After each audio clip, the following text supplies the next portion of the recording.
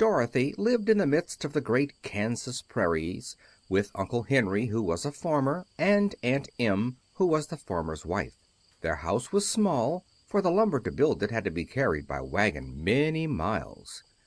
There were 4 walls, a floor, and a roof, which made one room, and this room contained a rusty-looking cook stove, a cupboard for the dishes, a table, 3 or 4 chairs, and the beds. Uncle Henry and Aunt Em had a big bed in one corner, and Dorothy a little bed in another corner. There was no garret at all, and no cellar, except a small hole dug in the ground called a cyclone cellar, where the family could go in case one of those great whirlwinds arose, mighty enough to crush any building in its path. It was reached by a trap-door in the middle of the floor, from which a ladder led down into the small dark hole. When Dorothy stood in the doorway and looked around, she could see nothing but the great gray prairie on every side. Not a tree nor a house broke the broad sweep of flat country that reached to the edge of the sky in all directions. The sun had baked the plowed land into a gray mass, with little cracks running through it. Even the grass was not green, for the sun had burned the tops of the long blades until they were the same gray color to be seen everywhere. Once the house had been painted, but the sun blistered the paint and the rains washed it away, and now the house was as dull and gray as everything else. When Aunt Em came there to live, she was a young, pretty wife. The sun and wind had changed her, too. They had taken the sparkle from her eyes and left them a somber gray. They had taken the red from her cheeks and lips, and they were gray also. She was thin and gaunt, and never smiled now. When Dorothy, who was an orphan, first came to her, Aunt Em had been so startled by the child's laughter that she would scream and press her hand upon her heart whenever Dorothy's merry voice reached her ears, and she still looked at the little girl with wonder that she could find anything to laugh at. Uncle Henry never laughed. He worked hard from morning till night, and did not know what joy was. He was gray also, from his long beard to his rough boots, and he looked stern and solemn and rarely spoke. It was Toto that made Dorothy laugh, and saved her from growing as gray as her other surroundings. Toto was not gray. He was a little black dog, with long silky hair and small black eyes that twinkled merrily on either side of his funny wee nose. Toto played all day long, and Dorothy played with him and loved him dearly. Today, however, they were not playing. Uncle Henry sat upon the doorstep and looked anxiously at the sky, which was even grayer than usual. Dorothy stood in the door with Toto in her arms and looked at the sky too. Aunt Em was washing the dishes. From the far north they heard a low wail of the wind, and Uncle Henry and Dorothy could see where the long grass bowed in waves before the coming storm. There now came a sharp whistling in the air from the south, and as they turned their eyes that way they saw ripples in the grass coming from that direction also. Suddenly Uncle Henry stood up. "There's a cyclone coming, Em," he called to his wife. "I'll go look after the stock." Then he ran toward the sheds where the cows and horses were kept. Aunt Em dropped her work and came to the door. One glance told her of the danger close at hand. "Quick, Dorothy!" she screamed. "Run for the cellar!" Toto jumped out of Dorothy's arms and hid under the bed, and the girls started to get him. Aunt Em, badly frightened, threw open the trap door in the floor and climbed down the ladder into the small dark hole. Dorothy caught Toto at last and started to follow her aunt. When she was halfway across the room there came a great shriek from the wind, and the house shook so hard that she lost her footing and sat down suddenly upon the floor. Then a strange thing happened. The house whirled around 2 or 3 times and rose slowly through the air. Dorothy felt as if she were going up in a balloon. The north and south winds met where the house stood, and made it the exact center of the cyclone. In the middle of a cyclone the air is generally still, but the great pressure of the wind on every side of the house raised it up higher and higher until it was at the very top of the cyclone, and there it remained and was carried miles and miles away as easily as you could carry a feather. It was very dark, and the wind howled horribly around her, but Dorothy found she was riding quite easily. After the first few whirls around, and one other time when the house tipped badly, she felt as if she were being rocked gently, like a baby in a cradle. Toto did not like it. He ran around the room, now here, now there, barking loudly, but Dorothy sat quite still on the floor and waited to see what would happen. Once Toto got too near the open trap door and fell in, and at first the little girl thought she had lost him. But soon she saw one of his ears sticking up through the hole, for the strong pressure of the air was keeping him up so that he could not fall. She crept to the hole, caught Toto by the ear, and dragged him into the room again, afterward closing the trap door so that no more accidents could happen. Hour after hour passed away, and slowly Dorothy got over her fright. But she felt quite lonely, and the wind shrieked so loudly all about her that she nearly became deaf. At first she had wondered if she could be dashed to pieces when the house fell again, but as the hours passed and nothing terrible happened, she stopped worrying and resolved to wait calmly and see what the future would bring. At last she crawled over the swaying floor to her bed and lay down upon it, and Toto followed and lay down beside her. In spite of the swaying of the house and the wailing of the wind, Dorothy soon closed her eyes and fell fast asleep. She was awakened by a shock so sudden and severe that if Dorothy had not been lying on the soft bed she might have been hurt. As it was, the jar made her catch her breath and wonder what had happened, and Toto put his cold little nose into her face and whined dismally. Dorothy sat up and noticed that the house was not moving, nor was it dark, for the bright sunshine came in at the window, flooding the little room. She sprang from her bed, and, with Toto at her heels, ran and opened the door. The little girl gave a cry of amazement and looked about her, her eyes growing bigger and bigger at the wonderful sights she saw. The cyclone had set the house down very gently for a cyclone, in the midst of a country of marvelous beauty.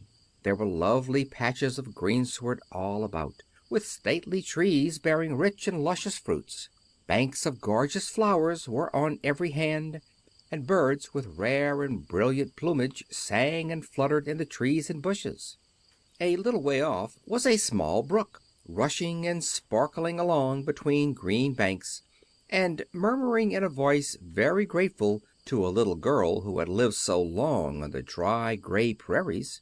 While she stood looking eagerly at the strange and beautiful sights, she noticed, coming toward her, a group of the queerest people she had ever seen. They were not as big as the grown folk she had always been used to, but neither were they very small. In fact, they seemed about as tall as Dorothy, who was a well-grown child for her age, although they were, so far as looks go, many years older. 3 were men and 1 a woman, and all were oddly dressed. They wore round hats that rose to a small point a foot above their heads, with little bells around the brims that tinkled sweetly as they moved. The hats of the men were blue. The little woman's hat was white, and she wore a white gown that hung in pleats from her shoulders. Over it were sprinkled little stars that glistened in the sun like diamonds. The men were dressed in blue, of the same shade as their hats, and wore well-polished boots with a deep roll of blue at the tops. The men, Dorothy thought, were about as old as Uncle Henry, for 2 of them had beards. But the little woman was doubtless much older. Her face was covered with wrinkles, her hair was nearly white, and she walked rather stiffly. When these people drew near the house where Dorothy was standing in the doorway, they paused and whispered among themselves, as if afraid to come farther. But the little old woman walked up to Dorothy, made a low bow, and said in a sweet voice, "You are welcome, most noble sorceress, to the land of the Munchkins. We are so grateful to you for having killed the Wicked Witch of the East and for setting our people free from bondage." Dorothy listened to this speech with wonder. What could the little woman possibly mean by calling her a sorceress, and saying she had killed the Wicked Witch of the East? Dorothy was an innocent, harmless little girl who had been carried by a cyclone many miles from home, and she had never killed anything in all her life. But the little woman evidently expected her to answer, so Dorothy said, with hesitation, "You are very kind, but there must be some mistake. I have not killed anything." "Your house did, anyway," replied the little old woman with a laugh. "And that is the same thing. See," she continued, pointing to the corner of the house. "There are her 2 feet still sticking out from under a block of wood." Dorothy looked and gave a little cry of fright. There, indeed, just under the corner of the great beam the house rested on, 2 feet were sticking out, shod in silver shoes with pointed toes. "Oh dear! Oh dear!" cried Dorothy, clasping her hands together in dismay. "The house must have fallen on her. Whatever shall we do?" "There is nothing to be done," said the little woman calmly. "But who was she?" asked Dorothy. "She was the Wicked Witch of the East, as I said," answered the little woman. "She has held all the Munchkins in bondage for many years, making them slave for her night and day. Now they are all free, and are grateful to you for the favor." "Who are the Munchkins?" inquired Dorothy. "They are the people who live in this land of the East, where the Wicked Witch ruled." "Are you a Munchkin?" asked Dorothy. "No, but I am their friend, although I live in the land of the North. When they saw the Witch of the East was dead, the Munchkins sent a swift messenger to me, and I came at once. I am the Witch of the North." "Oh, gracious!" cried Dorothy. "Are you a real witch?" "Yes, indeed," answered the little woman. "But I am a good witch, and the people love me. I am not so powerful as the Wicked Witch was who ruled here, or I should have set the people free myself." "But I thought all witches were wicked," said the girl, who was half frightened at facing a real witch. "Oh, no, that is a great mistake. There were only 4 witches in all the land of Oz, and 2 of them, those who live in the North and the South, are good witches. I know this is true, for I am one of them myself, and cannot be mistaken. Those who dwelt in the East and the West were indeed wicked witches, but now that you have killed one of them, there is but one wicked witch in all the land of Oz, the one who lives in the West." "But," said Dorothy, with a moment's thought, "Aunt Em has told me that the witches were all dead years and years ago." "Who is Aunt Em?" inquired the little old woman. "She is my aunt who lives in Kansas, where I come from." The Witch of the North seemed to think for a time, with her head bowed and her eyes upon the ground. Then she looked up and said, "I do not know where Kansas is, for I have never heard that country mentioned before. But tell me, is it a civilized country?" "Oh, yes," replied Dorothy. "Then that accounts for it. In the civilized countries I believe there are no witches left, nor wizards, nor sorceresses, nor magicians. But you see the land of Oz has never been civilized, for we are cut off from all the rest of the world. Therefore we still have witches and wizards amongst us." "Who are the wizards?" asked Dorothy. "Oz himself is the great wizard," answered the witch, sinking her voice to a whisper. "He is more powerful than all the rest of us together. He lives in the City of Emeralds." Dorothy was going to ask another question, but just then the Munchkins, who had been standing silently by, gave a loud shout and pointed to the corner of the house where the Wicked Witch had been lying. "What is it?" asked the little old woman, and looked and began to laugh.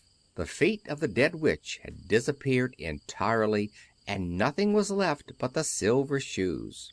"She was so old," explained the Witch of the North, "that she dried up quickly in the sun. That is the end of her. But the silver shoes are yours, and you shall have them to wear." She reached down and picked up the shoes, and after shaking the dust out of them, handed them to Dorothy. The Witch of the East was proud of those silver shoes, said one of the Munchkins, "and there is some charm connected with them, but what it is we never knew." Dorothy carried the shoes into the house and placed them on the table.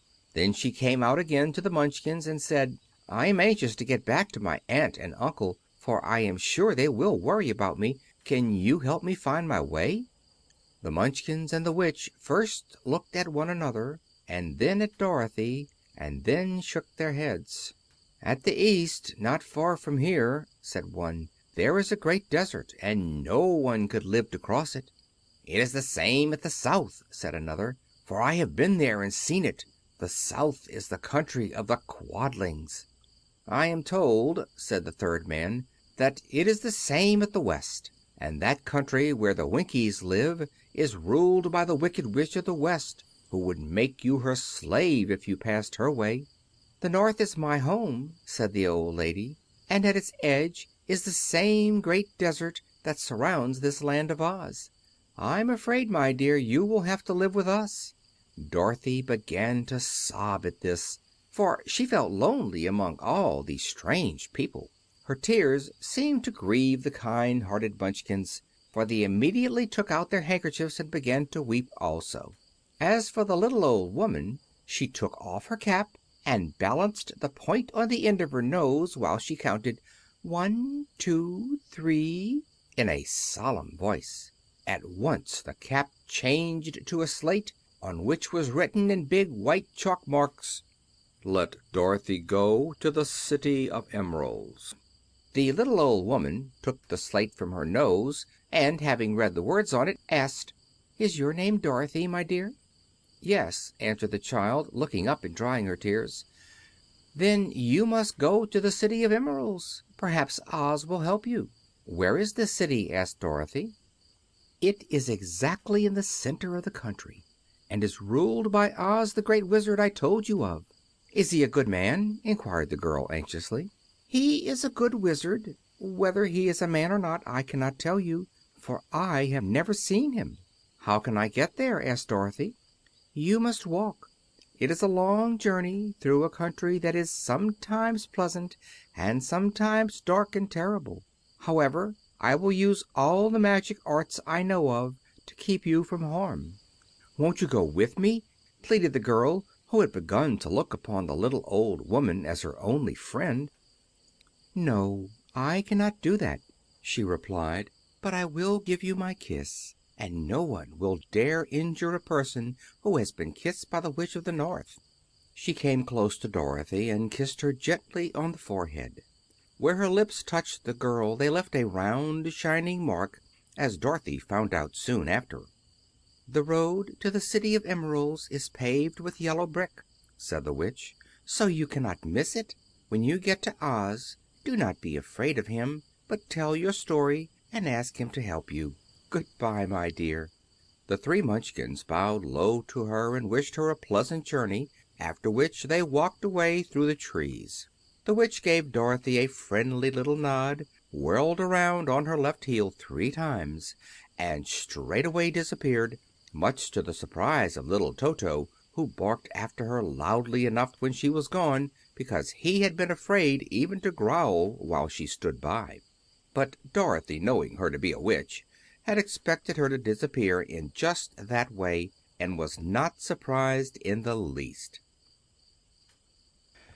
When Dorothy was left alone she began to feel hungry. So she went to the cupboard and cut herself some bread, which she spread with butter. She gave some to Toto, and taking a pail from the shelf, she carried it down to the little brook and filled it with clear, sparkling water. Toto ran over to the trees and began to bark at the bird sitting there. Dorothy went to get him and saw such delicious fruit hanging from the branches that she gathered some of it, finding it just what she wanted to help out her breakfast.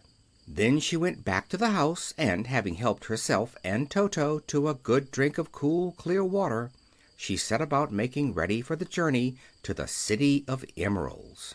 Dorothy had only one other dress, but that happened to be clean and was hanging on a peg beside her bed. It was gingham with checks of white and blue, and although the blue was somewhat faded with many washings, it was still a pretty frock. The girl washed herself carefully, dressed herself in the clean gingham, and tied her pink sunbonnet on her head. She took a little basket and filled it with bread from the cupboard, laying a white cloth over the top. Then she looked down at her feet and noticed how old and worn her shoes were. "They surely will never do for a long journey, Toto," she said. And Toto looked up into her face with his little black eyes, and wagged his tail to show he knew what she meant. At that moment Dorothy saw lying on the table the silver shoes that had belonged to the Witch of the East. "I wonder if they will fit me," she said to Toto. "They would be just the thing to take a long walk in, for they could not wear out." She took off her old leather shoes and tried on the silver ones, which fitted her as well as if they had been made for her. Finally she picked up her basket. "Come along, Toto," she said. "We will go to the Emerald City and ask the Great Oz how to get back to Kansas again."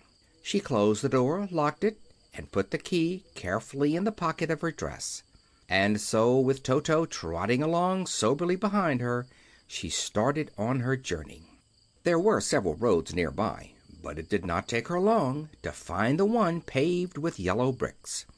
Within a short time she was walking briskly toward the Emerald City, her silver shoes tinkling merrily on the hard yellow roadbed. The sun shone bright and the birds sang sweetly, and Dorothy did not feel nearly so bad as you might think a little girl would who had been suddenly whisked away from her own country and set down in the midst of a strange land. She was surprised, as she walked along, to see how pretty the country was about her. There were neat fences at the sides of the road, painted a dainty blue color, and beyond them were fields of grain and vegetables in abundance. Evidently the Munchkins were good farmers and able to raise large crops. Once in a while she would pass a house, and the people came out to look at her and bow low as she went by, for everyone knew she had been the means of destroying the Wicked Witch and setting them free from bondage. The houses of the Munchkins were odd-looking dwellings, for each was round, with a big dome for a roof. All were painted blue, for in this country of the East blue was the favorite color. Toward evening, when Dorothy was tired with her long walk and began to wonder where she might pass the night, she came to a house rather larger than the rest. On the green lawn before it many men and women were dancing.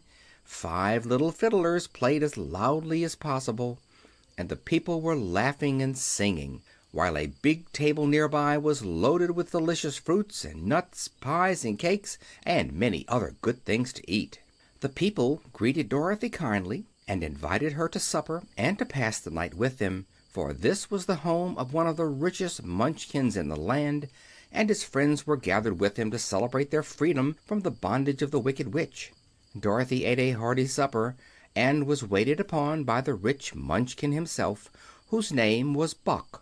Then she sat upon a settee and watched the people dance. When Boq saw her silver shoes, he said, "You must be a great sorceress." "Why?" asked the girl. "Because you wear silver shoes and have killed the Wicked Witch. Besides, you have white in your frock, and only witches and sorceresses wear white." "My dress is blue and white checked," said Dorothy, smoothing out the wrinkles in it. "It is kind of you to wear that," said Buck. "Blue is the color of the Munchkins, and white is the witch color, so we know you are a friendly witch." Dorothy did not know what to say to this, for all the people seemed to think her a witch, and she knew very well she was only an ordinary little girl who had come by the chance of a cyclone into a strange land. When she had tired watching the dancing, Boq led her into the house, where he gave her a room with a pretty bed in it. The sheets were made of blue cloth, and Dorothy slept soundly in them till morning, with Toto curled up on the blue rug beside her. She ate a hearty breakfast and watched a wee Munchkin baby who played with Toto and pulled his tail and crowed and laughed in a way that greatly amused Dorothy. Toto was a fine curiosity to all the people, for they had never seen a dog before. "How far is it to the Emerald City?" the girl asked. "I do not know," answered Boq gravely, "for I have never been there. It is better for people to keep away from Oz unless they have business with him. But it is a long way to the Emerald City, and it will take you many days. The country here is rich and pleasant, but you must pass through rough and dangerous places before you reach the end of your journey." This worried Dorothy a little, but she knew that only the Great Oz could help her get to Kansas again, so she bravely resolved not to turn back. She bade her friends good-bye and again started along the road of yellow brick. When she had gone several miles, she thought she would stop to rest, and so climbed to the top of the fence beside the road and sat down. There was a great cornfield beyond the fence, and not far away she saw a scarecrow placed high on a pole to keep the birds from the ripe corn. Dorothy leaned her chin upon her hand and gazed thoughtfully at the scarecrow. Its head was a small sack stuffed with straw, with eyes, nose, and mouth painted on it to represent a face. An old pointed blue hat, that had belonged to some Munchkin, was perched on his head, and the rest of the figure was a blue suit of clothes, worn and faded, which had also been stuffed with straw. On the feet were some old boots with blue tops, such as every man wore in this country, and the figure was raised above the stalks of corn by means of the pole stuck up its back. While Dorothy was looking earnestly into the queer painted face of the scarecrow, she was surprised to see one of the eyes slowly wink at her. She thought she must have been mistaken at first, for none of the scarecrows in Kansas ever wink, but presently the figure nodded its head to her in a friendly way. Then she climbed down from the fence and walked up to it, while Toto ran around the pole and barked. "Good day," said the scarecrow in a rather husky voice. "Did you speak?" asked the girl in wonder. "Certainly," answered the scarecrow. "How do you do?" "I'm pretty well, thank you," replied Dorothy politely. "How do you do?" "I'm not feeling well," said the scarecrow with a smile, "for it is very tedious being perched up here night and day to scare away crows." "Can't you get down?" asked Dorothy. "No, for this pole is stuck up my back. If you will please take away the pole I shall be greatly obliged to you." Dorothy reached up both arms and lifted the figure off the pole, for being stuffed with straw it was quite light. "Thank you very much," said the scarecrow, when he had been set down on the ground. "I feel like a new man." Dorothy was puzzled at this, for it sounded queer to hear a stuffed man speak and to see him bow and walk along beside her. "Who are you?" asked the scarecrow, when he had stretched himself and yawned, "and where are you going?" "My name is Dorothy," said the girl, "and I am going to the Emerald City to ask the Great Oz to send me back to Kansas." "Where is the Emerald City?" he inquired, "and who is Oz?" "Why, don't you know?" she returned in surprise. "No, indeed. I don't know anything. You see, I am stuffed, so I have no brains at all," he answered sadly. "Oh," said Dorothy, "I'm awfully sorry for you. Do you think," he asked, "if I go to the Emerald City with you, that Oz would give me some brains?" "I cannot tell," she returned, "but you may come with me if you like. If Oz will not give you any brains, you will be no worse off than you are now." "That is true," said the scarecrow. "You see," he continued confidentially, "I don't mind my legs and arms and body being stuffed, because I cannot get hurt. If anyone treads on my toes or sticks a pin into me, it doesn't matter, for I can't feel it. But I do not want people to call me a fool, and if my head stays stuffed with straw instead of with brains, as yours is, how am I ever to know anything?" "I understand how you feel," said the little girl, who was truly sorry for him. "If you will come with me I'll ask Oz to do all he can for you." "Thank you," he answered gratefully. They walked back to the road. Dorothy helped him over the fence, and they started along the path of yellow brick for the Emerald City. Toto did not like this addition to the party at first.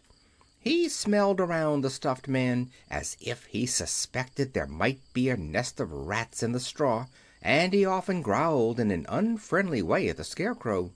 "Don't mind Toto," said Dorothy to her new friend. "He never bites." "Oh, I'm not afraid," replied the Scarecrow. "He can't hurt the straw.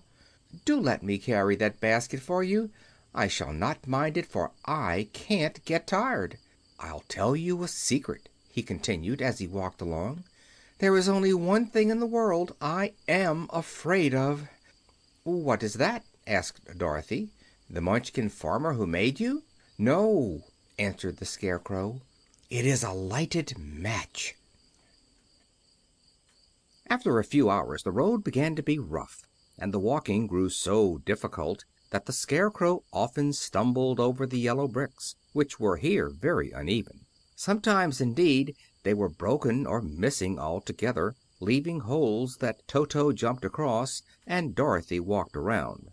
As for the Scarecrow, having no brains, he walked straight ahead, and so stepped into the holes and fell at full length on the hard bricks. It never hurt him, however, and Dorothy would pick him up and set him upon his feet again, while he joined her in laughing merrily at his own mishap. The farms were not nearly so well cared for here as they were farther back. There were fewer houses and fewer fruit trees, and the farther they went the more dismal and lonesome the country became. At noon they sat down by the roadside, near a little brook, and Dorothy opened her basket and got out some bread. She offered a piece to the Scarecrow, but he refused. "I am never hungry," he said, "and it is a lucky thing I am not, for my mouth is only painted, and if I should cut a hole in it so I could eat, the straw I am stuffed with would come out, and that would spoil the shape of my head." Dorothy saw at once that this was true, so she only nodded and went on eating her bread. "Tell me something about yourself and the country you came from," said the Scarecrow, when she had finished her dinner. So she told him all about Kansas, and how gray everything was there, and how the cyclone had carried her to this queer land of Oz. The Scarecrow listened carefully and said, "I cannot understand why you should wish to leave this beautiful country and go back to the dry, gray place you call Kansas." "That is because you have no brains," answered the girl. "No matter how dreary and gray our homes are, we people of flesh and blood would rather live there than in any other country, be it ever so beautiful. There is no place like home." The Scarecrow sighed. "Of course I cannot understand it," he said. "If your heads were stuffed with straw, like mine, you would probably all live in the beautiful places, and then Kansas would have no people at all. It is fortunate for Kansas that you have brains." "Won't you tell me a story while we are resting?" asked the child. The Scarecrow looked at her reproachfully and answered, "My life has been so short that I really know nothing whatever. I was only made day before yesterday. What happened in the world before that time is all unknown to me. Luckily, when the farmer made my head, one of the first things he did was to paint my ears, so that I heard what was going on. There was another Munchkin with him, and the first thing I heard was the farmer saying, 'How do you like those ears?' 'They aren't straight,' answered the other. 'Never mind,' said the farmer, 'they are ears just the same,' which was true enough. 'Now I'll make the eyes,' said the farmer. So he painted my right eye, and as soon as it was finished I found myself looking at him and everything around me with a great deal of curiosity, for this was my first glimpse of the world. 'That's a rather pretty eye,' remarked the Munchkin, who was watching the farmer. 'Blue paint is just the color for eyes.' 'I think I'll make the other a little bigger,' said the farmer, and when the second eye was done I could see much better than before. Then he made my nose and my mouth.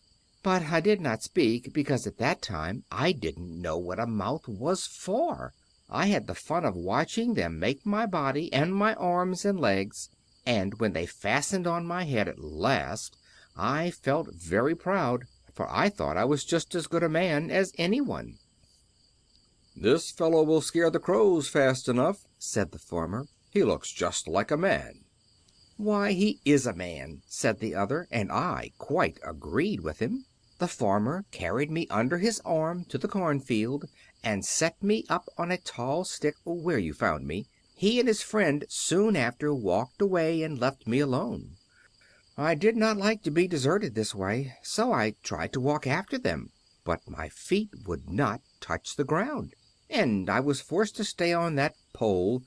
It was a lonely life to lead, for I had nothing to think of, having been made such a little while before.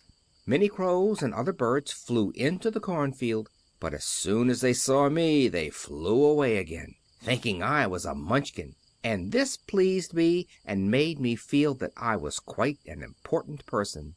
By and by an old crow flew near me, and after looking at me carefully, he perched on my shoulder and said, "I wonder if that farmer thought to fool me in this clumsy manner?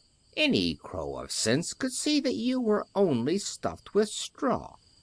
Then he hopped down at my feet and ate all the corn he wanted. The other birds, seeing he was not harmed by me, came to eat the corn too, so in a short time there was a great flock of them about me. I felt sad at this, for it showed I was not such a good scarecrow after all.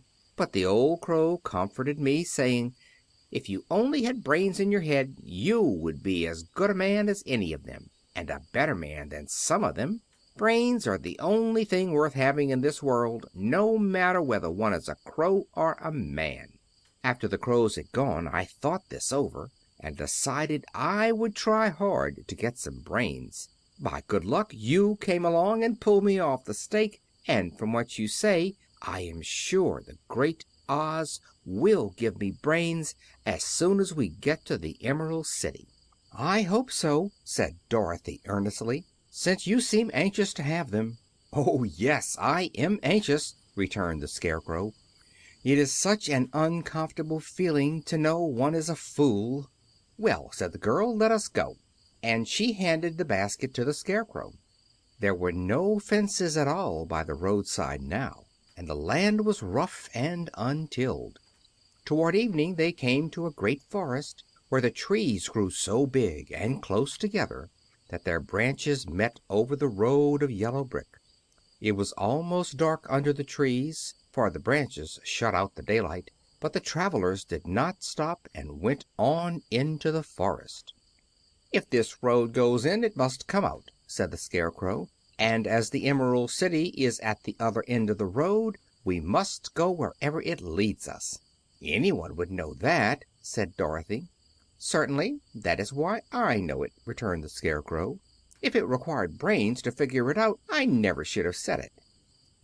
After an hour or so the light faded away, and they found themselves stumbling along in the darkness.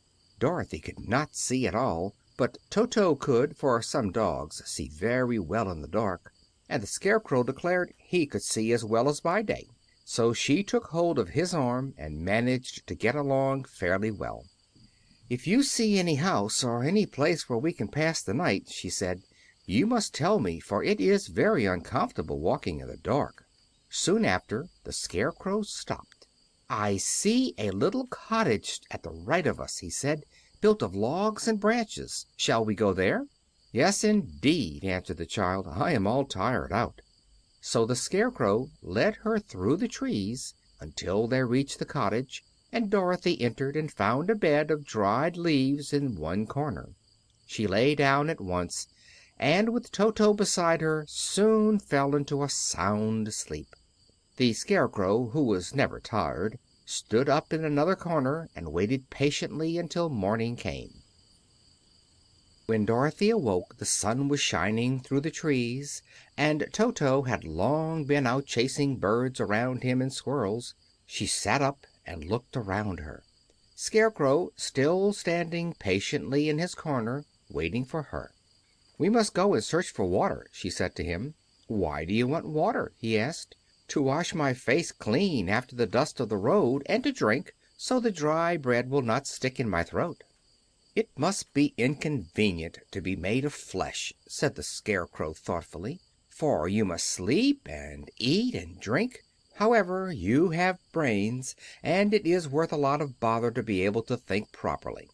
They left the cottage and walked through the trees until they found a little spring of clear water, where Dorothy drank and bathed and ate her breakfast. She saw there was not much bread left in the basket, and the girl was thankful the Scarecrow did not have to eat anything, for there was scarcely enough for herself and Toto for the day. When she had finished her meal and was about to go back to the road of yellow brick, she was startled to hear a deep groan near by. "What was that?" she asked timidly. "I cannot imagine," replied the Scarecrow, "but we can go and see." Just then another groan reached their ears, and the sound seemed to come from behind them. They turned and walked through the forest a few steps, when Dorothy discovered something shining in a ray of sunshine that fell between the trees. She ran to the place and then stopped short with a little cry of surprise. One of the big trees had been partly chopped through, and standing beside it, with an uplifted axe in his hands, was a man made entirely of tin. His head and arms and legs were jointed upon his body, but he stood perfectly motionless, as if he could not stir at all. Dorothy looked at him in amazement, and so did the Scarecrow, while Toto barked sharply and made a snap at the tin legs, which hurt his teeth. "Did you groan?" asked Dorothy. "Yes," answered the Tin Man, "I did. I've been groaning for more than a year, and no one has ever heard me before or come to help me. What can I do for you?" she inquired softly, for she was moved by the sad voice in which the man spoke. "Get an oil can and oil my joints," he answered. "They are rusted so badly that I cannot move them at all. If I am well oiled I shall soon be all right again. You will find an oil can on a shelf in my cottage." Dorothy at once ran back to the cottage and found the oil can, and then she returned and asked anxiously, "Where are your joints?" "Oil my neck first," replied the Tin Woodman. So she oiled it, and as it was quite badly rusted, the Scarecrow took hold of the tin head and moved it gently from side to side until it worked freely, and then the man could turn it himself. "Now oil the joints in my arms," he said, and Dorothy oiled them, and the Scarecrow bent them carefully until they were quite free from rust and as good as new. The Tin Woodman gave a sigh of satisfaction and lowered his axe, which he leaned against the tree. "Ah, that is a great comfort," he said. "I have been holding that axe in the air ever since I rusted, and I'm glad to be able to put it down at last. Now, if you will oil the joints of my legs, I shall be all right once more." So they oiled his legs until he could move them freely, and he thanked them again and again for his release, for he seemed a very polite creature and very grateful. "I might have stood there always if you had not come along," he said. "So you have certainly saved my life. How did you happen to be here?" "We are on our way to the Emerald City, to see the Great Oz," she answered, "and we stopped at your cottage to pass the night." "Why do you wish to see Oz?" he asked. "I want him to send me back to Kansas, and the Scarecrow wants him to put a few brains into his head," she replied. The Tin Woodman appeared to think deeply for a moment. Then he said, "Do you suppose Oz could give me a heart?" "Why, I guess so," Dorothy answered. "It would be as easy as to give the Scarecrow brains." "True," the Tin Woodman returned. "So if you will allow me to join your party, I will also go to the Emerald City and ask Oz to help me." "Come along," said the Scarecrow heartily, and Dorothy added that she would be pleased to have his company. So the Tin Woodman shouldered his axe, and they all passed through the forest until they came to the road that was paved with yellow brick. The Tin Woodman had asked Dorothy to put the oil can in her basket, for, he said, if I should get caught in the rain and rust again I would need the oil can badly. It was a bit of good luck to have their new comrade join the party, for soon after they had begun their journey again they came to a place where the trees and branches grew so thick over the road that the travelers could not pass. But the Tin Woodman set to work with his axe and chopped so well that soon he cleared a passage for the entire party. Dorothy was thinking so earnestly as they walked along that she did not notice when the Scarecrow stumbled into a hole and rolled over to the side of the road. Indeed, he was obliged to call her to help him up again. "Why didn't you walk around the hole?" asked the Tin Woodman. "I don't know enough," replied the Scarecrow cheerfully. "My head is stuffed with straw, you know, and that is why I am going to Oz to ask him for some brains." "Oh, I see," said the Tin Woodman. "But after all, brains are not the best things in the world." "Have you any?" inquired the Scarecrow. "No, my head is quite empty," answered the Woodman. "But once I had brains, and a heart also, so having tried them both I should much rather have a heart." "And why is that?" asked the Scarecrow. "I will tell you my story, and then you will know." So while they were walking through the forest, the Tin Woodman told the following story. "I was born the son of a woodman who chopped down trees in the forest and sold the wood for a living. When I grew up I too became a wood chopper, and after my father died I took care of my old mother as long as she lived. Then I made up my mind that instead of living alone I would marry, so that I might not become lonely.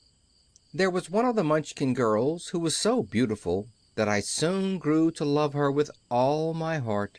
She, on her part, promised to marry me as soon as I could earn enough money to build a better house for her. So I set to work harder than ever. But the girl lived with an old woman who did not want her to marry anyone, for she was so lazy she wished the girl to remain with her and do the cooking and the housework. So the old woman went to the Wicked Witch of the East and promised her 2 sheep and a cow if she would prevent the marriage. Thereupon the Wicked Witch enchanted my axe, and when I was chopping away at my best one day, for I was anxious to get the new house and my wife as soon as possible, the axe slipped all at once and cut off my left leg.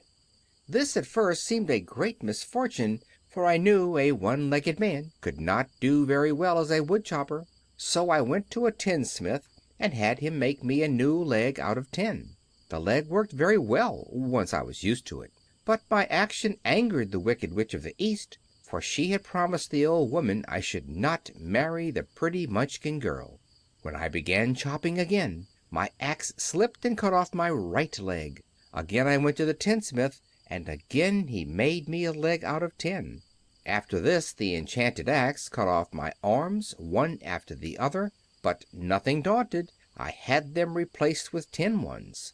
The Wicked Witch then made the axe slip and cut off my head, and at first I thought that was the end of me, but the tinsmith happened to come along, and he made me a new head out of tin. I thought I had beaten the Wicked Witch then, and I worked harder than ever, but I little knew how cruel my enemy could be. She thought of a new way to kill my love for the beautiful Munchkin maiden, and made my axe slip again, so that it cut right through my body, splitting me into 2 halves. Once more the tinsmith came to my help and made me a body of tin, fastening my tin arms and legs and head to it by means of joints, so that I could move around as well as ever. But alas! I had now no heart, so that I lost all my love for the Munchkin girl, and did not care whether I married her or not. I suppose she is still living with the old woman, waiting for me to come after her. My body shone so brightly in the sun that I felt very proud of it, and it did not matter now if my axe slipped, for it could not cut me. There was only one danger, that my joints would rust. But I kept an oil can in my cottage and took care to oil myself whenever I needed it. However, there came a day when I forgot to do this, and being caught in a rainstorm, before I thought of the danger my joints had rusted, and I was left to stand in the woods until you came to help me. It was a terrible thing to undergo, but during the year I stood there I had time to think that the greatest loss I had known was the loss of my heart. While I was in love I was the happiest man on earth, but no one can love who has not a heart, and so I am resolved to ask Oz to give me one. If he does, I will go back to the Munchkin maiden and marry her." Both Dorothy and the Scarecrow had been greatly interested in the story of the Tin Woodman, and now they knew why he was so anxious to get a new heart. "All the same," said the Scarecrow, "I shall ask for brains instead of a heart, for a fool would not know what to do with a heart if he had one." "I shall take the heart," returned the Tin Woodman, "for brains do not make one happy, and happiness is the best thing in the world."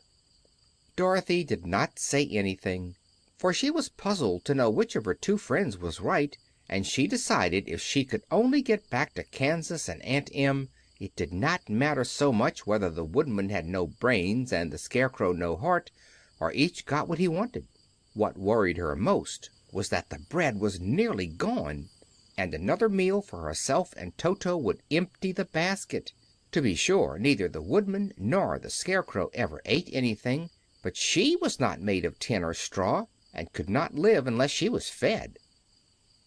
All this time Dorothy and her companions had been walking through the thick woods.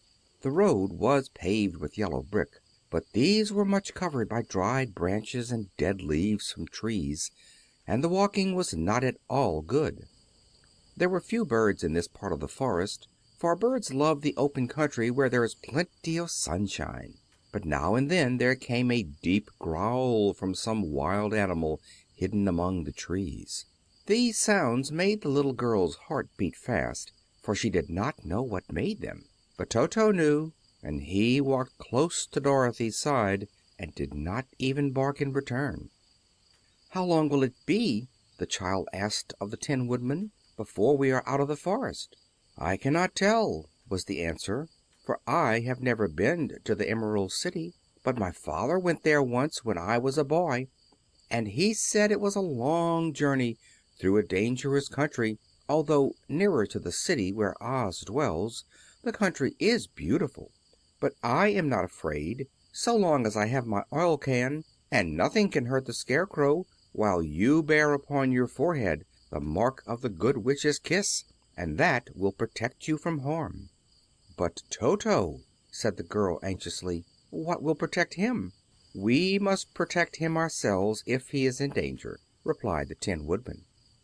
Just as he spoke there came from the forest a terrible roar, and the next moment a great lion bounded into the road. With one blow of his paw he sent the Scarecrow spinning over and over to the edge of the road, and then he struck at the Tin Woodman with his sharp claws. But to the lion's surprise he could make no impression on the tin, although the Woodman fell over in the road and lay still. Little Toto, now that he had an enemy to face, ran barking toward the lion, and the great beast had opened his mouth to bite the dog, when Dorothy, fearing Toto would be killed, and heedless of danger, rushed forward and slapped the lion upon his nose as hard as she could, while she cried out, "Don't you dare bite Toto! You ought to be ashamed of yourself, a big beast like you to bite a poor little dog." "I didn't bite him," said the lion, as he rubbed his nose with his paw where Dorothy had hit it. "No, but you tried to," she retorted. "You are nothing but a big coward." "I know it," said the lion, hanging his head in shame. "I've always known it, but how can I help it?" "I don't know, I'm sure. To think of you striking a stuffed man like the poor Scarecrow!" "Is he stuffed?" asked the lion in surprise, as he watched her pick up the Scarecrow and set him upon his feet, while she patted him into shape again. "Of course he's stuffed," replied Dorothy, who was still angry. "That's why he went over so easily," remarked the lion. "It astonished me to see him whirl around so. Is the other one stuffed also?" "No," said Dorothy, "he's made of tin." And she helped the Woodman up again. "That's why he nearly blunted my claws," said the lion. "When they scratched against the tin it made a cold shiver run down my back. What is that little animal you are so tender of?" "He is my dog, Toto," answered Dorothy. "Is he made of tin or stuffed?" asked the lion. "Neither. He's a meat dog," said the girl. "Oh, he's a curious animal, and seems remarkably small now that I look at him. No one would think of biting such a little thing, except a coward like me," continued the Lion sadly. "What makes you a coward?" asked Dorothy, looking at the great beast in wonder, for he was as big as a small horse. "It's a mystery," replied the Lion. "I suppose I was born that way. All the other animals in the forest naturally expect me to be brave, for the lion is everywhere thought to be the king of beasts. I learned that if I roared very loudly every living thing was frightened and got out of my way. Whenever I've met a man I've been awfully scared, but I just roared at him and he has always run away as fast as he could go. If the elephants and the tigers and the bears have ever tried to fight me, I should have run myself. I'm such a coward. But just as soon as they hear me roar, they all try to get away from me, and of course I let them go." "But that isn't right. The king of beasts shouldn't be a coward," said the Scarecrow. "I know it," returned the Lion, wiping a tear from his eye with the tip of his tail. "It is my great sorrow, and makes my life very unhappy. But whenever there is danger my heart begins to beat fast." "Perhaps you have a heart disease," said the Tin Woodman. "It may be," said the Lion. "If you have," continued the Tin Woodman, "you ought to be glad, for it proves you have a heart. For my part, I have no heart, so I cannot have heart disease." "Perhaps," said the Lion thoughtfully, "if I had no heart I should not be a coward." "Have you brains?" asked the Scarecrow. "I suppose so. I've never looked to see," replied the Lion. "I am going to the Great Oz to ask him to give me some," remarked the Scarecrow, "for my head is stuffed with straw." "And I am going to ask him to give me a heart," said the Woodman. "And I am going to ask him to send Toto and me back to Kansas," added Dorothy. "Do you think Oz could give me courage?" asked the Cowardly Lion. "Just as easily as he could give me brains," said the Scarecrow. "Or give me a heart," said the Tin Woodman. "Or send me back to Kansas," said Dorothy. "Then if you don't mind, I'll go with you," said the Lion, "for my life is simply unbearable without a bit of courage." "You will be very welcome," answered Dorothy, "for you will help to keep away the other wild beasts. It seems to me they must be more cowardly than you if they allow you to scare them so easily." "They really are," said the Lion, "but that doesn't make me any braver, and as long as I know myself to be a coward I shall be unhappy." So once more the little company set off upon the journey, the Lion walking with stately strides at Dorothy's side. Toto did not approve this new comrade at first, for he could not forget how nearly he had been crushed between the Lion's great jaws. But after a time he became more at ease, and presently Toto and the Cowardly Lion had grown to be good friends. During the rest of that day there was no other adventure to mar the peace of their journey. Once, indeed, the Tin Woodman stepped upon a beetle that was crawling along the road, and killed the poor little thing. This made the Tin Woodman very unhappy, for he was always careful not to hurt any living creature, and as he walked along he wept several tears of sorrow and regret. These tears ran slowly down his face and over the hinges of his jaw, and there they rusted. When Dorothy presented him a question, the Tin Woodman could not open his mouth, for his jaws were tightly rusted together. He became greatly frightened at this, and made many motions to Dorothy to relieve him, but she could not understand. The Lion was also puzzled to know what was wrong, but the Scarecrow seized the oil can from Dorothy's basket and oiled the Woodman's jaws, so that after a few moments he could talk as well as before. "This will serve me a lesson," said he, "to look where I step, for if I should kill another bug or beetle I should surely cry again, and crying rusts my jaws so that I cannot speak." Thereafter he walked very carefully, with his eyes on the road, and when he saw a tiny ant toiling by he would step over it so as not to harm it. The Tin Woodman knew very well he had no heart, and therefore he took great care never to be cruel or unkind to anything.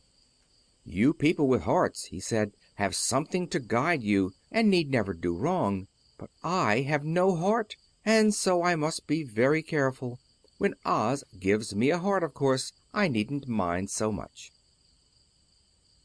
They were obliged to camp out that night under a large tree in the forest, for there were no houses near. The tree made a good thick covering to protect them from the dew, and the Tin Woodman chopped a great pile of wood with his axe, and Dorothy built a splendid fire that warmed her and made her feel less lonely.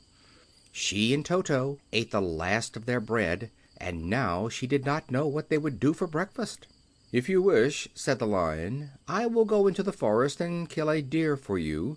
You can roast it by the fire, since your tastes are so peculiar that you prefer cooked food, and then you will have a very good breakfast." "Don't, please don't," begged the Tin Woodman. "I should certainly weep if you killed a poor deer, and then my jaws would rust again." But the Lion went away into the forest and found his own supper, and no one ever knew what it was, for he didn't mention it. And the Scarecrow found a tree full of nuts and filled Dorothy's basket with them, so that she would not be hungry for a long time. She thought this was very kind and thoughtful of the Scarecrow, but she laughed heartily at the awkward way in which the poor creature picked up the nuts. His padded hands were so clumsy and the nuts were so small that he dropped almost as many as he put in the basket. But the Scarecrow did not mind how long it took him to fill the basket, for it enabled him to keep away from the fire, as he feared a spark might get into his straw and burn him up. So he kept a good distance away from the flames, and only came near to cover Dorothy with dry leaves when she lay down to sleep. These kept her very snug and warm, and she slept soundly until morning. When it was daylight, the girl bathed her face in a little rippling brook, and soon after they all started toward the Emerald City. This was to be an eventful day for the travelers. They had hardly been walking an hour when they saw before them a great ditch that crossed the road and divided the forest as far as they could see on either side. It was a very wide ditch, and when they crept up to the edge and looked into it, they could see it was also very deep, and there were many big jagged rocks at the bottom. The sides were so steep that none of them could climb down, and for a moment it seemed that their journey must end. "What shall we do?" asked Dorothy despairingly. "I haven't the faintest idea," said the Tin Woodman, and the Lion shook his shaggy mane and looked thoughtful. But the Scarecrow said, "We cannot fly, that is certain. Neither can we climb down into this great ditch. Therefore, if we cannot jump over it, we must stop where we are." "I think I could jump over it," said the Cowardly Lion, after measuring the distance carefully in his mind. "Then we are all right," answered the Scarecrow, "for you can carry us all over on your back, one at a time." "Well, I'll try it," said the Lion. "Who will go first?" "I will," declared the Scarecrow, "for if you found that you could not jump over the gulf, Dorothy would be killed or the Tin Woodman badly dented on the rocks below. But if I am on your back it will not matter so much, for the fall would not hurt me at all." "I am terribly afraid of falling myself," said the Cowardly Lion, "but I suppose there is nothing to do but try it. So get on my back and we will make the attempt." The Scarecrow sat upon the Lion's back, and the big beast walked to the edge of the gulf and crouched down. "Why don't you run and jump?" asked the Scarecrow. "Because that isn't the way we lions do things," he replied. Then, giving a great spring, he shot through the air and landed safely on the other side. They were all greatly pleased to see how easily he did it, and after the Scarecrow had got down from his back, the Lion sprang across the ditch again. Dorothy thought she would go next, so she took Toto in her arms and climbed on the Lion's back, holding tightly to his mane with one hand. The next moment it seemed as if she were flying through the air, and then, before she had time to think about it, she was safe on the other side. The Lion went back a third time and got the Tin Woodman, and then they all sat down for a few moments to give the beast a chance to rest, for his great leaps had made his breath short, and he panted like a big dog that has been running too long. They found the forest very thick on this side, and it looked dark and gloomy. After the Lion had rested, they started along the road of yellow brick, silently wondering, each in his own mind, if ever they would come to the end of the woods and reach the bright sunshine again. To add to their discomfort, they soon heard strange noises in the depths of the forest, and the Lion whispered to them that it was in this part of the country that the Kalidahs lived. "What are the Kalidahs?" asked the girl. "They are monstrous beasts with bodies like bears and heads like tigers," replied the Lion, "and with claws so long and sharp that they could tear me in two as easily as I could kill Toto. I'm terribly afraid of the Kalidahs." "I'm not surprised that you are," returned Dorothy. "They must be dreadful beasts." The Lion was about to reply when suddenly they came to another gulf across the road. But this one was so broad and deep that the Lion knew at once he could not leap across it. So they sat down to consider what they should do, and after serious thought the Scarecrow said, "Here is a great tree standing close to the ditch. If the Tin Woodman can chop it down so that it will fall to the other side, we can walk across it easily." "That is a first-rate idea," said the Lion. "One would almost suspect you had brains in your head instead of straw." The Woodman set to work at once, and so sharp was his axe that the tree was soon chopped nearly through. Then the Lion put his strong front legs against the tree and pushed with all his might, and slowly the big tree tipped and fell with a crash across the ditch, with its top branches on the other side.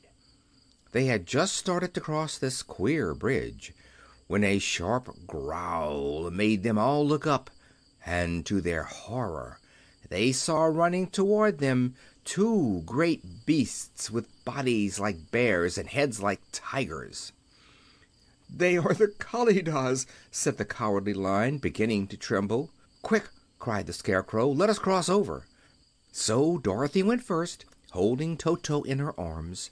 The Tin Woodman followed, and the Scarecrow came next. The Lion, although he was certainly afraid, turned to face the Kalidahs, and then he gave so loud and terrible a roar that Dorothy screamed, and the Scarecrow fell over backward, while even the fierce beasts stopped short and looked at him in surprise. But seeing they were bigger than the Lion, and remembering that there were two of them and only one of him, the Kalidahs again rushed forward, and the Lion crossed over the tree and turned to see what they would do next. Without stopping an instant, the fierce beasts also began to cross the tree, and the Lion said to Dorothy, "We are lost, for they will surely tear us to pieces with their sharp claws. But stand close behind me, and I will fight them as long as I am alive." "Wait a minute," called the Scarecrow. He had been thinking what was best to be done, and now he asked the Woodman to chop away the end of the tree that rested on their side of the ditch. The Tin Woodman began to use his axe at once, and just as the two Kalidahs were nearly across, the tree fell with a crash into the gulf, carrying the ugly, snarling brutes with it, and both were dashed to pieces on the sharp rocks at the bottom. "Well," said the Cowardly Lion, drawing a long breath of relief, "I see we are going to live a little while longer, and I am glad of it, for it must be a very uncomfortable thing not to be alive. Those creatures frightened me so badly that my heart is beating yet." "Ah," said the Tin Woodman sadly, "I wish I had a heart to beat." This adventure made the travelers more anxious than ever to get out of the forest, and they walked so fast that Dorothy became tired and had to ride on the Lion's back. To their great joy, the trees became thinner, the farther they advanced, and in the afternoon they suddenly came upon a broad river flowing swiftly just before them. On the other side of the water they could see the road of yellow brick running through a beautiful country, with green meadows dotted with bright flowers, and all the road bordered with trees hanging full of delicious fruits. They were greatly pleased to see this delightful country before them. "How shall we cross the river?" asked Dorothy. "That is easily done," replied the Scarecrow.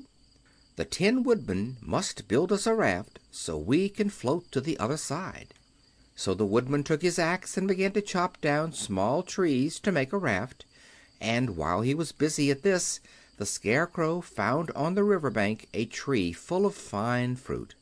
This pleased Dorothy, who had eaten nothing but nuts all day, and she made a hearty meal of the ripe fruit. But it takes time to make a raft, even when one is as industrious and untiring as the Tin Woodman, and when night came the work was not done.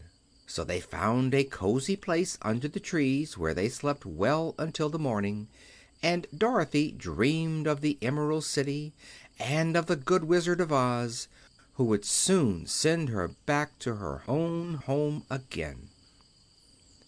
Our little party of travelers awakened the next morning refreshed and full of hope, and Dorothy breakfasted like a princess off peaches and plums from the trees beside the river. Behind them was the dark forest they had passed safely through, although they had suffered many discouragements. But before them was a lovely sunny country that seemed to beckon them on to the Emerald City. To be sure, the broad river now cut them off from this beautiful land, but the raft was nearly done, and after the Tin Woodman had cut a few more logs and fastened them together with wooden pins, they were ready to start. Dorothy sat down in the middle of the raft and held Toto in her arms. When the Cowardly Lion stepped upon the raft it tipped badly, for he was big and heavy, but the Scarecrow and the Tin Woodman stood upon the other end to steady it, and they had long poles in their hands to push the raft through the water. They got along quite well at first, but when they reached the middle of the river the swift current swept the raft downstream, farther and farther away from the road of yellow brick, and the water grew so deep that the long poles would not touch the bottom. "This is bad," said the Tin Woodman, "for if we cannot get to the land we shall be carried into the country of the Wicked Witch of the West, and she will enchant us and make us her slaves." "And then I should get no brains," said the Scarecrow. "And I should get no courage," said the Cowardly Lion. "And I should get no heart," said the Tin Woodman. "And I should never get back to Kansas," said Dorothy. "We must certainly get to the Emerald City if we can," the Scarecrow continued, and he pushed so hard on his long pole that it stuck fast in the mud at the bottom of the river.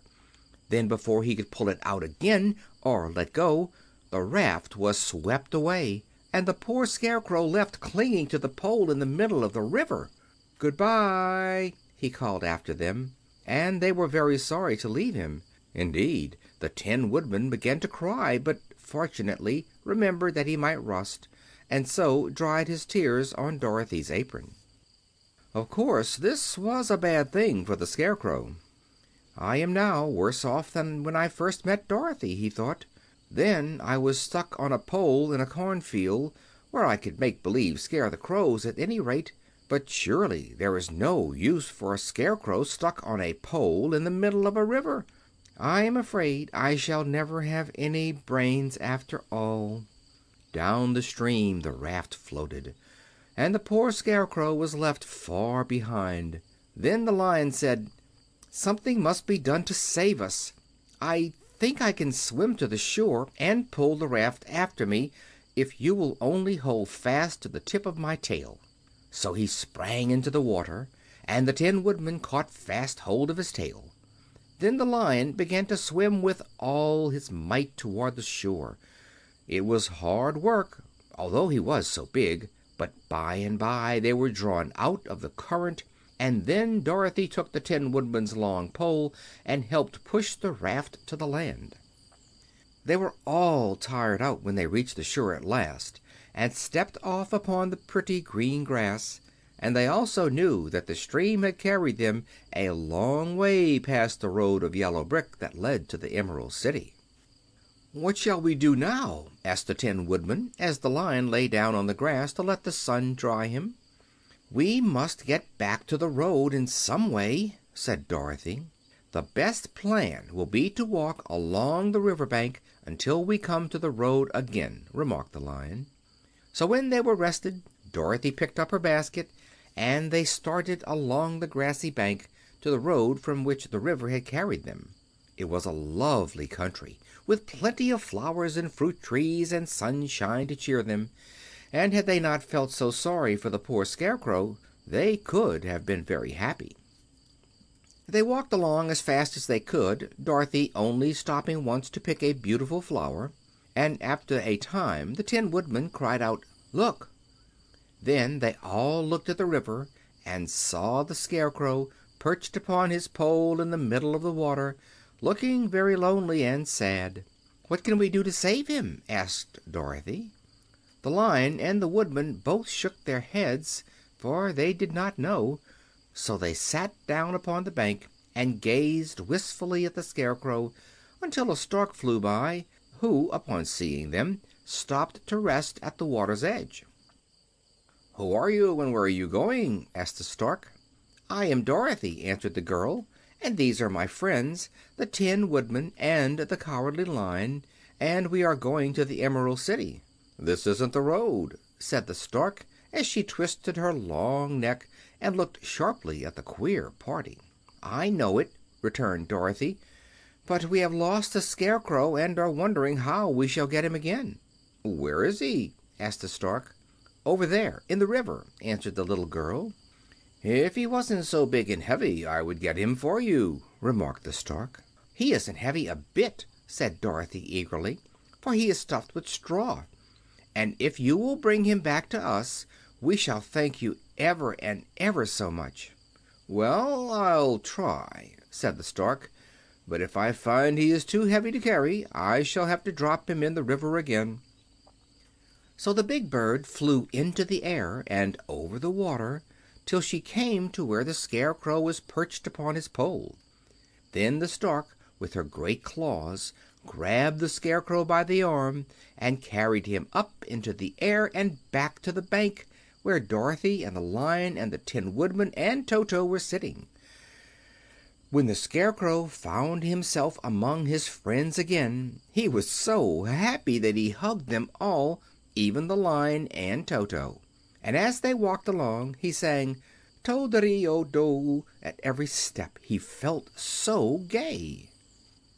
"I was afraid I should have to stay in that river forever," he said, "but the kind Stork saved me, and if I ever get any brains I shall find the Stork again and do her some kindness in return." "That's all right," said the Stork, who was flying along beside them. "I always like to help anyone in trouble. But I must go now, for my babies are waiting in the nest for me. I hope you will find the Emerald City and that Oz will help you." "Thank you," replied Dorothy, and then the kind Stork flew into the air and was soon out of sight. They walked along, listening to the singing of the brightly colored birds and looking at the lovely flowers, which now became so thick that the ground was carpeted with them. There were big yellow and white and blue and purple blossoms, beside great clusters of scarlet poppies, which were so brilliant in color they almost dazzled Dorothy's eyes. "Aren't they beautiful?" the girl asked, as she breathed in the spicy scent of the bright flowers. "I suppose so," answered the Scarecrow. "When I have brains I shall probably like them better." "If I only had a heart I should love them," added the Tin Woodman. "I always did like flowers," said the Lion. "They seem so helpless and frail, but there are none in the forest so bright as these." They now came upon more and more of the big scarlet poppies, and fewer of the other flowers, and soon they found themselves in the midst of a great meadow of poppies.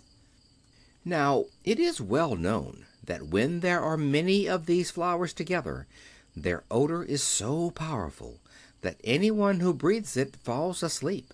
And if the sleeper is not carried away from the scent of the flowers, he sleeps on and on forever. But Dorothy did not know this, nor could she get away from the bright red flowers that were everywhere about. So presently her eyes grew heavy, and she felt she must sit down to rest and to sleep. But the Tin Woodman would not let her do this. "We must hurry and get back to the road of yellow brick before dark," he said, and the Scarecrow agreed with him. So they kept walking until Dorothy could stand no longer. Her eyes closed in spite of herself, and she forgot where she was and fell among the poppies fast asleep. "What shall we do?" asked the Tin Woodman. "If we leave her here she will die," said the Lion. "The smell of the flowers is killing us all. I myself can scarcely keep my eyes open, and the dog is asleep already." It was true. Toto had fallen down beside his little mistress, but the Scarecrow and the Tin Woodman, not being made of flesh, were not troubled by the scent of the flowers. "Run fast," said the Scarecrow to the Lion, "and get out of this deadly flower bed as soon as you can. We will bring the little girl with us, but if you should fall asleep you are too big to be carried." So the Lion roused himself and bounded forward as fast as he could go. In a moment he was out of sight. "Let us make a chair with our hands and carry her," said the Scarecrow. So they picked up Toto and put the dog in Dorothy's lap, and then they made a chair with their hands for the seat and their arms for the arms, and carried the sleeping girl between them through the flowers.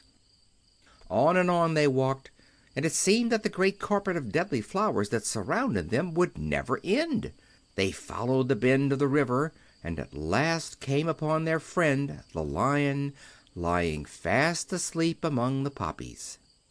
The flowers had been too strong for the huge beast, and he had given up at last, and fallen only a short distance from the end of the poppy bed, where the sweet grass spread in beautiful green fields before them. "We can do nothing for him," said the Tin Woodman sadly, "for he is much too heavy to lift. We must leave him here to sleep on forever, and perhaps he will dream that he has found courage at last." "I'm sorry," said the Scarecrow. "The Lion was a very good comrade for one so cowardly. But let us go on." They carried the sleeping girl to a pretty spot beside the river, far enough from the poppy field to prevent her breathing any more of the poison of the flowers, and here they laid her gently on the soft grass and waited for the fresh breeze to waken her. "We cannot be far from the road of yellow brick now," remarked the Scarecrow as he stood beside the girl, "for we have come nearly as far as the river carried us." The Tin Woodman was about to reply when he heard a low growl. Then, turning his head, which worked beautifully on hinges, he saw a strange beast come bounding over the grass toward them. It was indeed a great yellow wildcat, and the Woodman thought it must be chasing something, for its ears were lying close to its head, and its mouth was wide open, showing 2 rows of ugly teeth, while its red eyes glowed like balls of fire.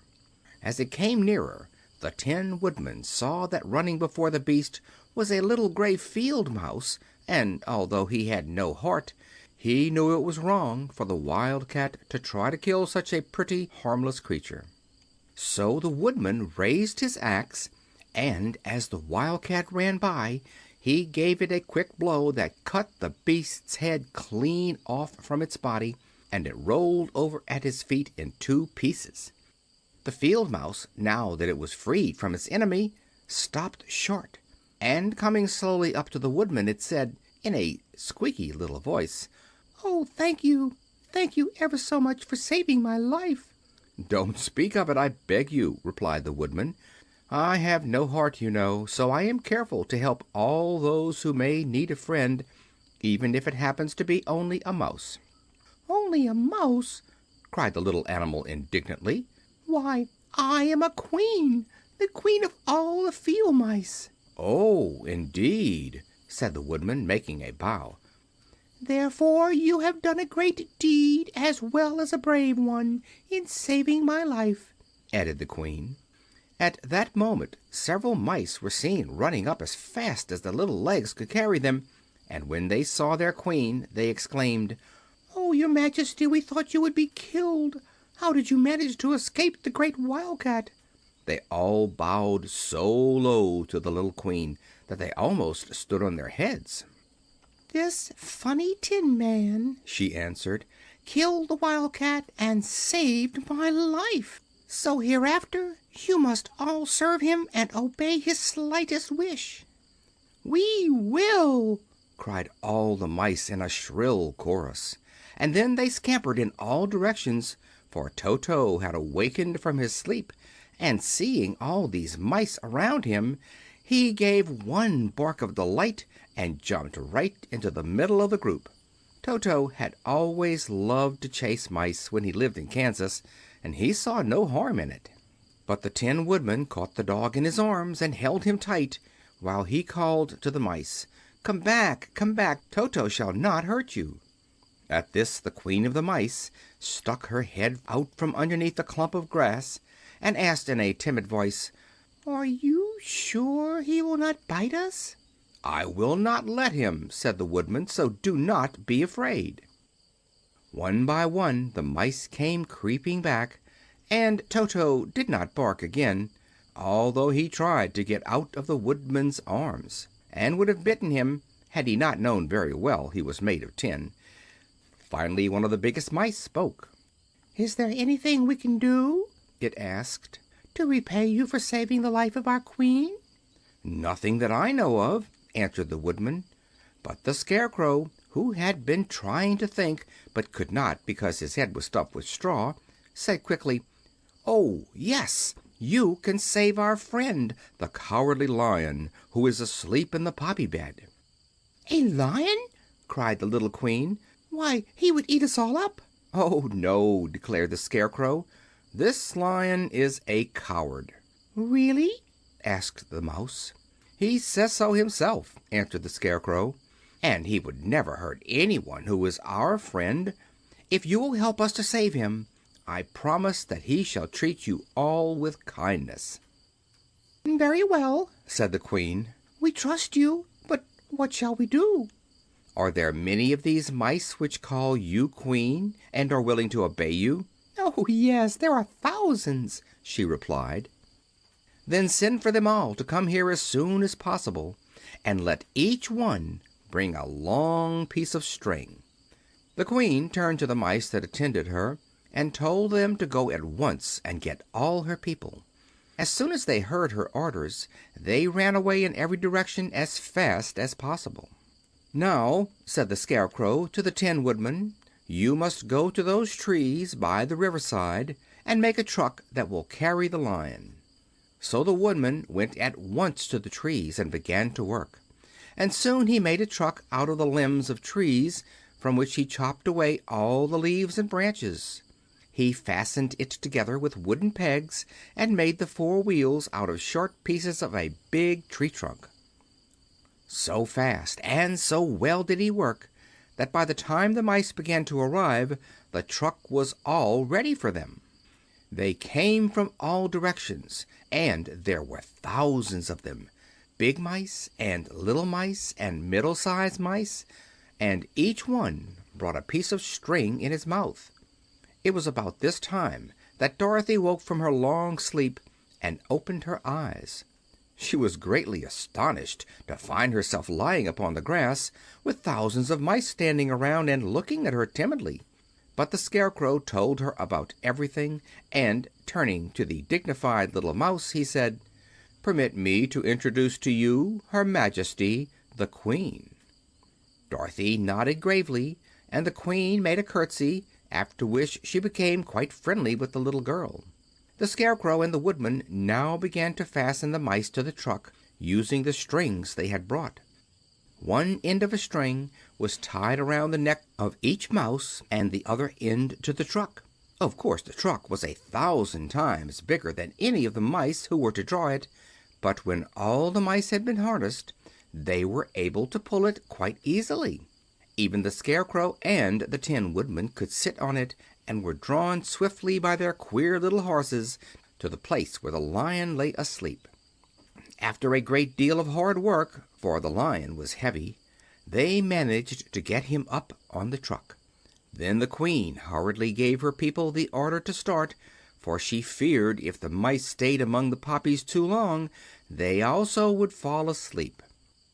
At first the little creatures, many though they were, could hardly stir the heavily loaded truck, but the Woodman and the Scarecrow both pushed from behind, and they got along better.